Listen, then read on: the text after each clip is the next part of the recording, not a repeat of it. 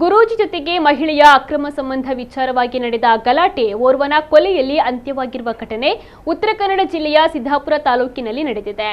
ಸುಚಿತ್ರಾ ಎಂಬ ಮಹಿಳೆ ಶಿವಮೊಗ್ಗ ಮೂಲದ ಕಮಲಾಕರ್ ಭಟ್ ಗುರೂಜಿ ಜೊತೆಗೆ ಅಕ್ರಮ ಸಂಬಂಧವನ್ನು ಹೊಂದಿದ್ದಳು.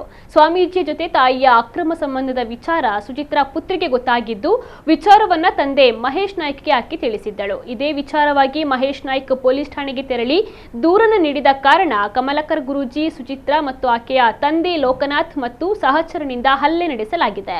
ಘಟನೆಯಲ್ಲಿ ಸುಚಿತ್ರಾ ಪತಿ ಮಹೇಶ್, ವಸಂತ್ ನಾಯ್ಕ್ ಮತ್ತು ಕುಮಾರ್ ಗಂಭೀರವಾಗಿ ಗಾಯಗೊಂಡಿದ್ದು, ಈ ಪೈಕಿ ವಸಂತ್ ನಾಯ್ಕ್ ಆಸ್ಪತ್ರೆಯ ಮಾರ್ಗ ಮಧ್ಯೆ ಮೃತಪಟ್ಟಿದ್ದಾರೆ. ಉಳಿದ ಇಬ್ಬರಿಗೆ ಸ್ಥಳೀಯ ಆಸ್ಪತ್ರೆಯಲ್ಲಿ ಚಿಕಿತ್ಸೆಯನ್ನು ನೀಡಲಾಗ್ತಾ ಇದೆ. ಇನ್ನು ಘಟನೆಯ ಸಂಬಂಧ ಕೃತ್ಯವೆಸಗಿ ಪರಾರಿಯಾಗುತ್ತಿದ್ದ ಗುರೂಜಿ ಸೇರಿ 7 ಜನರನ್ನ ಪೊಲೀಸರು ವಶಕ್ಕೆ ಪಡೆದಿದ್ದಾರೆ. ಶಿವಮೊಗ್ಗದಲ್ಲಿ 3 ಹಾಗೂ ಸಿದ್ದಾಪುರದಲ್ಲಿ 4 ಪೊಲೀಸರ ಬಲೆಗೆ ಬಿದ್ದಿದ್ದಾರೆ.